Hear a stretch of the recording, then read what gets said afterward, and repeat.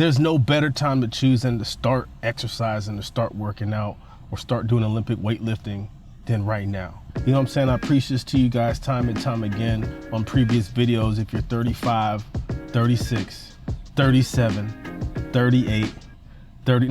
Look, man, if you a little bit older, 40 plus, mid 40s, you're looking at something to get into, you've taken a look at Olympic weightlifting, and you just feel that it just looks interesting.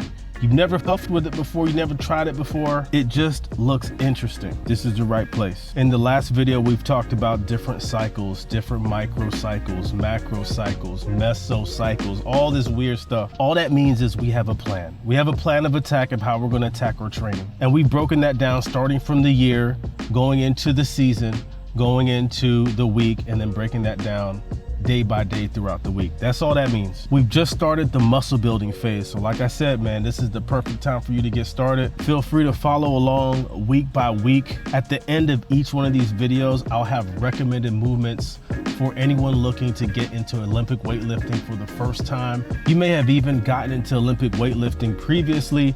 You just haven't really gotten on any sort of training schedule. And I'm probably not gonna be the first one to tell you that you actually have to have some sort of a training cycle to take yourself throughout the year in order to see substantial results. Can you see results without getting on a training cycle?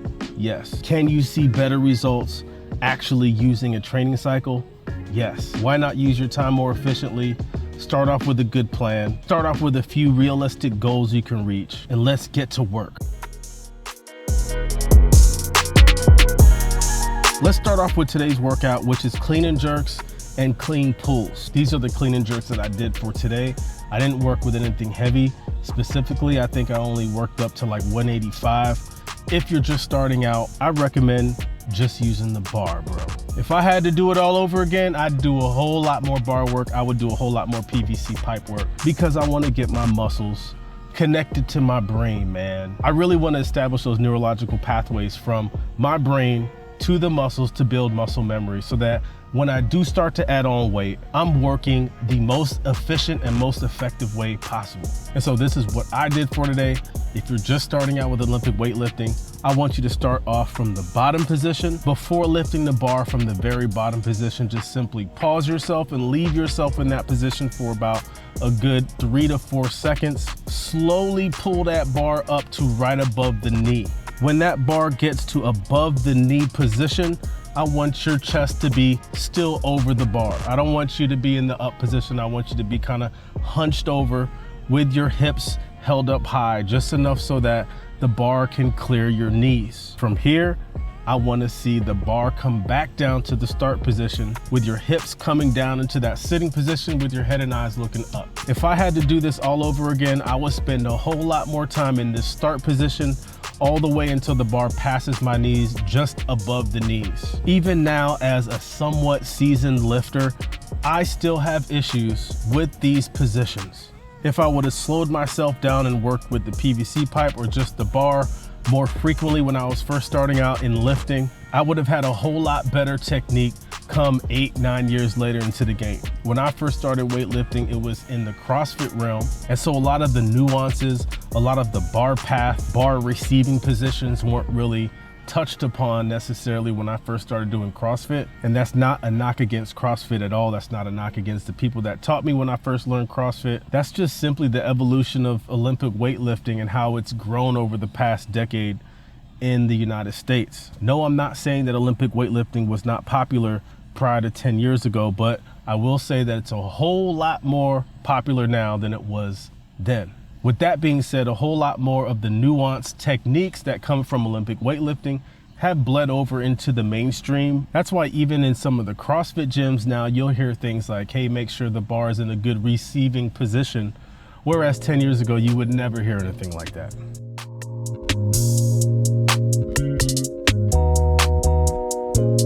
All right, man, so cool. So you've worked on the bottom position all the way up to above the knee or the receiving position with just the bar or the PVC pipe. Now, the next phase I'll talk about is the bar path and what that looks like from above the knee all the way to the hips. As that bar starts to travel up your thigh, I would like to see the bar never lose contact with your thigh. That bar should never come away for any reason. We accomplish that by doing two things.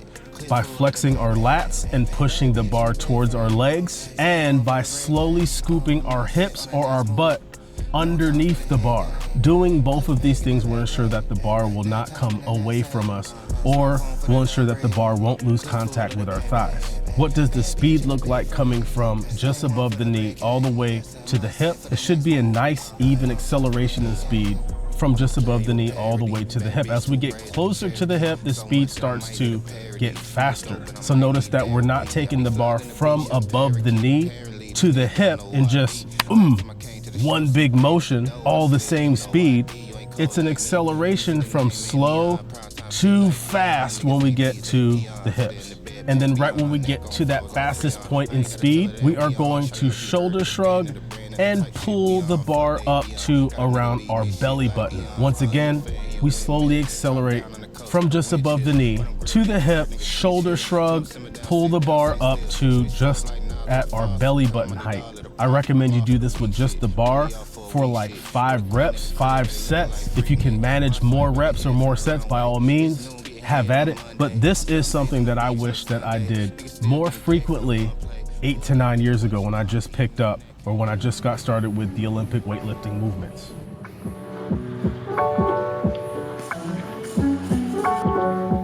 The second part of today's workout were the clean pulls.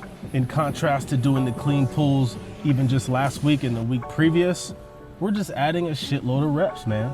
Instead of doing 2 to 3 reps or even the singles that we were doing last week, we're taking the same exact movement and we're just amplifying the reps. 8 reps, 10 reps, 12 reps. Feel that blood fill your lower back, your legs. Pure hypertrophic periodization at its finest. This new periodization cycle hurts. At the end of this 5 weeks, look at gaining about 1 pound or 2 of lean muscle mass. After you do this workout, make sure you pound some protein and carbs, refill that system.